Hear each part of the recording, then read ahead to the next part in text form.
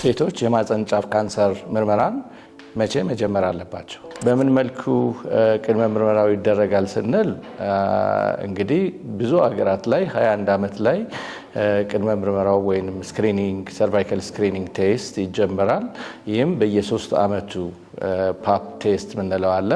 ይሄ ማለት ሴሎች ላይ ለውጥ የሚያመጣውን ነገር ቀድሞ በማወቅና ወደ ካንሰርነት ከመቀየረው በፊት በማወቅ መከላከል እንችላለን።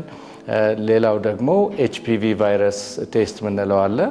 ይህን ደግሞ በየ5 ዓመቱ ያ ማለት 21 ዓመት ከሞላት በኋላ በየ5 ዓመቱ በመመርመር ቀድመን ማወቅና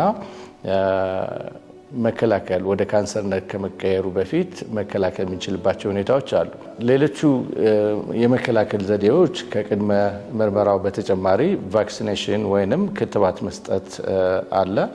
ያ ማለት አንድ ሴት ልጅ ግንኙነት ከመጀመሯ በፊት ማለትም የትምህርት ቤት እድሜ ክልል ላይ በተለይም ከ9 እስከ 14 ዓመት ባለው የእድሜ ክልል ክትባት በመስጠት የክትባት አይነቶች እንግዲህ ብዙ አይነቶች አሉ። ጋርድሴል፣ ሰርቪቫክስ እና ኖና ቫክሲንስ የምንላቸው ያ ማለት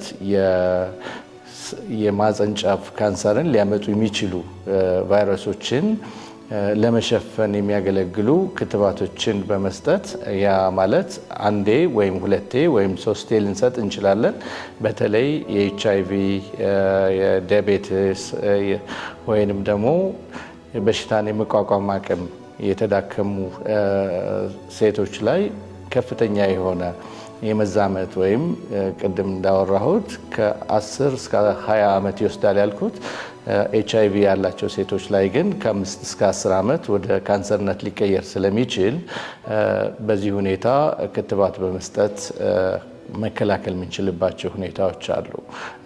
ክትባቱንም 2 እና 3 የምንሰጠው ምናልባትም ኤችአይቪ ፖዚቲቭ ለሆኑና በሽታን የመቋቋም አቅም የተዳከሙ ሴቶች ላይ ይሆናል።